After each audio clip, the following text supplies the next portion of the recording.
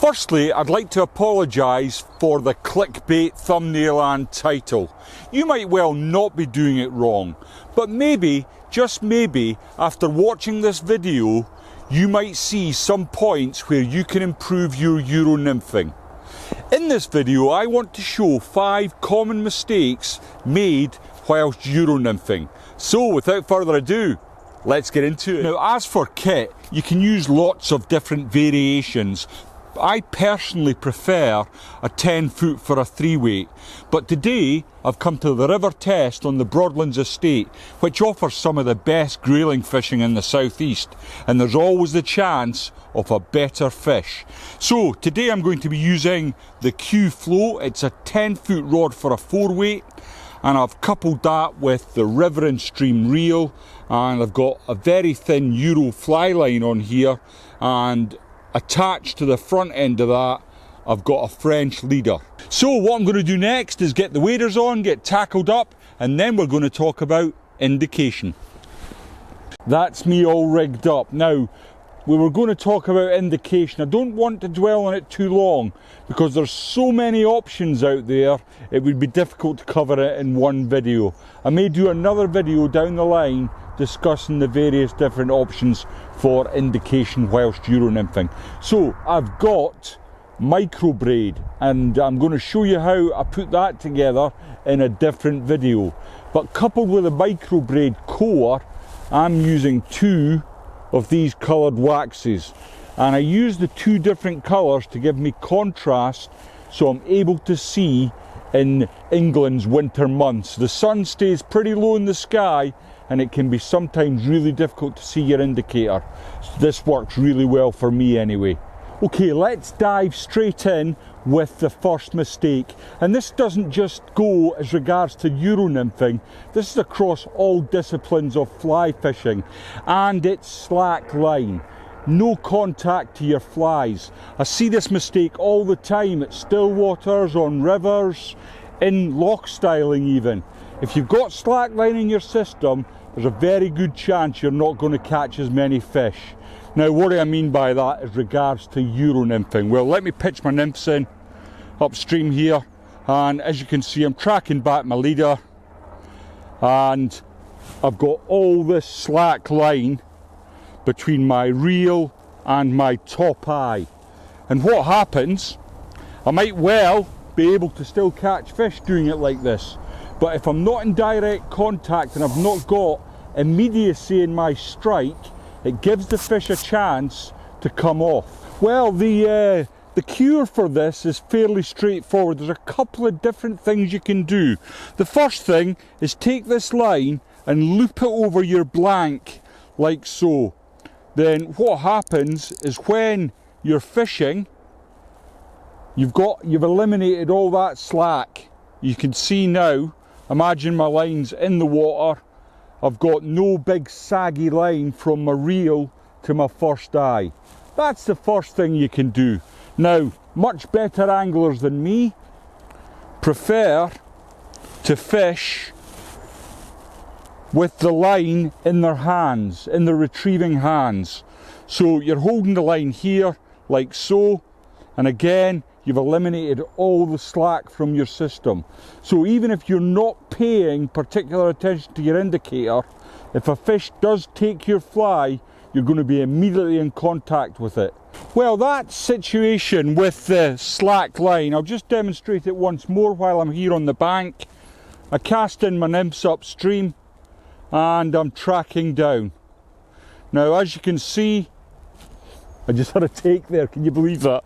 And the reason I didn't hit that take is because of this. On to point 2 then, tracking.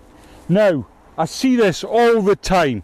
French leaders can cast quite a long distance. If you get the technique right, you can cast them just like you can a fly line. But I see this all too often whilst Euro nymphing, and what it is people trying to overreach. So instead of casting upstream, which would be correct, they're casting at a 45-degree angle, lifting the rod tip and then pretending to track back.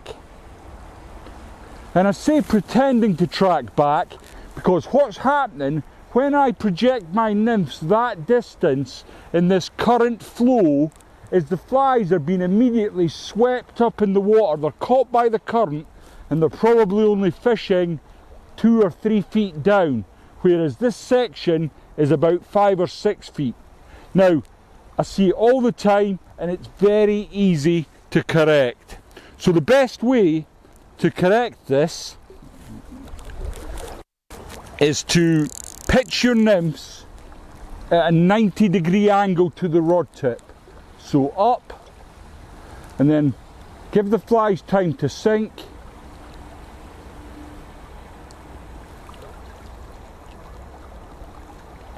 So when your flies come through, they're in line with your rod tip. Now what this does is it gives the flies time to sink to the deck. So just watch again, I'll show you it from above. Guys, if you're enjoying what I'm doing here, please don't forget to leave the video a like, and if you would like to see future fly fishing content, consider subscribing to the channel. On to point 3 then. Selecting the correct weight and type of fly is crucial to this method. Your point fly should be tripping the bottom of the riverbed, and if you have good contact, see point 1, then you should be feeling this in the leader. All too often I have watched anglers fishing far too light. I've even controlled some anglers in competition at times who are fishing too light and they're failing to get to the required depth of the target species. This is a difficult one to correct. There's a balance to be struck between maximising your chance of catching fish and not losing all your flies on the riverbed. This solution might come across as a little OCD, but what I do is I weigh my flies on a set of jeweler's scales and place them in my fly boxes in an appropriate weight category. And as you progress in your Euro nymphing career, or journey if you like, you will start to learn what weight of flies suits what flow and depth of water. When you're starting out, don't be afraid to fish too heavy on the point. You are going to lose flies. You've just got to take that as part and parcel of the game. But it will maximise your chances of catching fish because your flies will be at the right depth to do so. Number 4 then, ignoring indications. Guilty as charged. Yes, we have all done it. And then we told ourselves it was weed or floating leaves. Strike everything! Striking when Euro nymphing is not like dry fly or still water fishing. The strike is a small flick of the wrist. If there's nothing there, you carry on with your drift. And the good news is, for an unlimited period, this is free. You can strike as many times as you like, and you won't be charged a red cent. So if you think there might be a chance that there is a fish there, hit it. If it's a no, you can carry on your drift looking for the next opportunity. Of course, last but not least, a lack of concentration. The whole idea of this method is that you see the indication and react to that.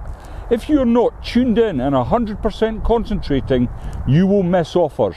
I have experienced this myself and witnessed it in competition more times than I care to recall. It is difficult as anglers. We have the very great privilege of visiting some of the most stunning places on the planet. It's difficult not to pitch your nymphs into the water, then look around at the paradise you're stood in. I've done it myself, more than I care to own up to. The answer is a difficult one. I try to break the day up. While I am setting up and walking the banks, I soak up the venue as much as possible. But when it comes time to get your fishing on, and in the words of a famous character, alright, I'll give it a try. No, try not. Do. Or do not. There is no try. well, there we go, folks. That's 5 common mistakes that I've seen and committed whilst Euro nymphing. Now, if your feet was held to the fire, you would have to admit to at least one of these faults, and in my case, all 5 of these faults, and sometimes at the same time. So it is a very common thing. It's not easy to correct these faults, but it can be done if you think about how you're fishing. Now, If you would like to see a really heavy bug that's guaranteed to get you on the deck, I suggest that you check out this video here.